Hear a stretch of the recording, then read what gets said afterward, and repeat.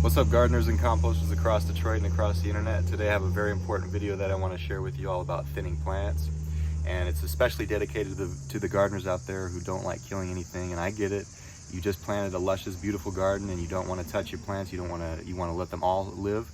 But really the reason why we do thinning is we do want the plants to live, but we want less competition for more vigorous plants that will end up growing bigger because of our thinning.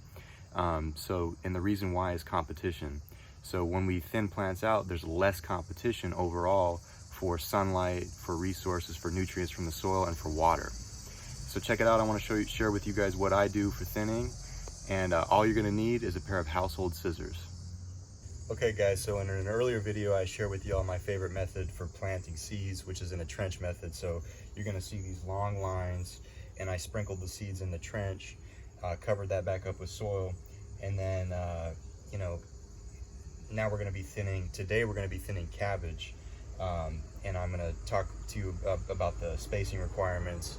And it does vary depending on what you plant. The bigger the seed, the more space generally they need. Like squash is going to need more like 18 to 22 inches apart from each plant, but cabbage, I'm going to thin them about 8 to 10 inches apart. So what we're looking for is the biggest and the best seedlings, so the ones that have kind of outcompeted the other seedlings, and we're going to thin the ones that are around them. So all you need is some household scissors.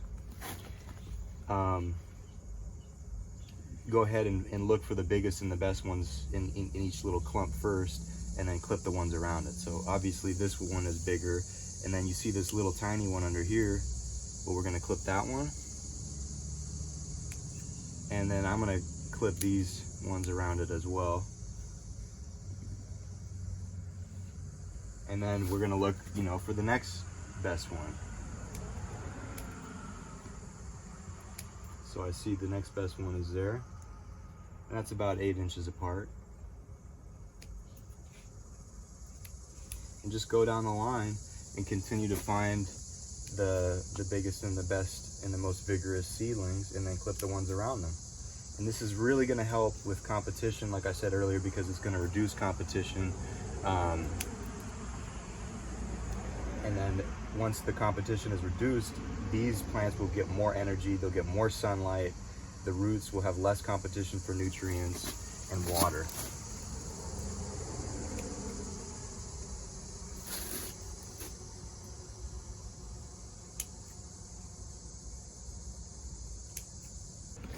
So the other great part about thinning is it's not like you're wasting these plants. You're not killing them and letting them go to waste. You can eat this stuff. So these microgreens, as the fancy word is now called, which is sort of like just a baby plant basically, very nutritious. They're great in salads, stir fry them, or just eat them raw. But definitely eat these things. Don't let them go to waste. So obviously there's hundreds of different types of vegetables out there, and I don't have time to make a video for every single one of them. But generally speaking, look on the back of your seed packet, and that's going to give you a pretty good indication of what the spacing requirements should be. So when you do use this trench method and you plant all your seeds, you sprinkle them in there, you can read that seed packet to figure out the spacing requirements. So for greens, let's say it's 8 to 10 inches, and then for squash it's 18 to 22 inches. For beets, for carrots, for root vegetables, it's going to probably be a little smaller, like 4 to 6 inches.